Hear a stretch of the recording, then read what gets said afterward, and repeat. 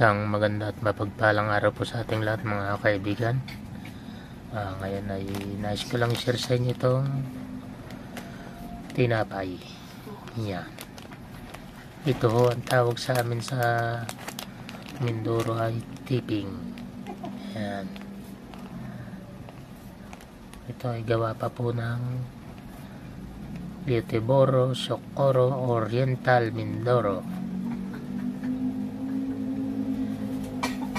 Marian Angels Bakery. Yan. Ito po ay masarap.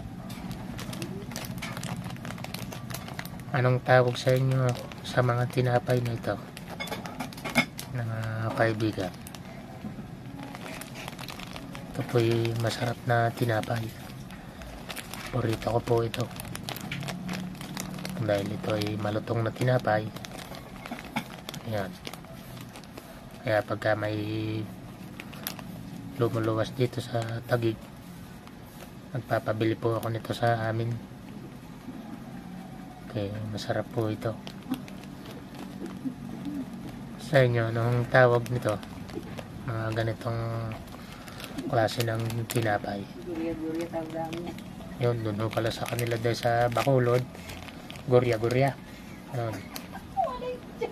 Aba, sabi mo gurya-gurya. Sabay malay mo, ano ka talaga? Ba, nabalik ka ng gurya-gurya, hindi naman pala.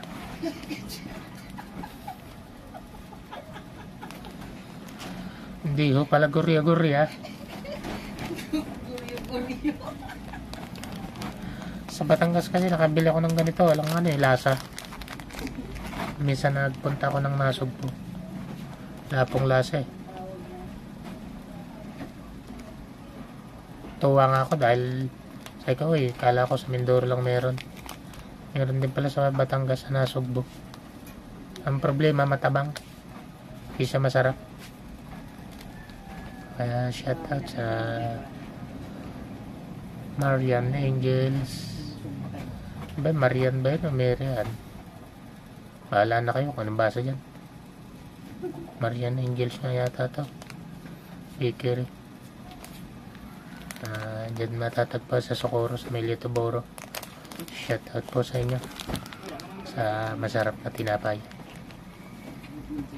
Maraming salamat po. Hanggang dito lang muna sa ating mga silent viewer. Maraming salamat po sa inyo, sa ating mga kaibigang OFW. Ingat po kayong palagi mga kaibigan, mga idol. Yan.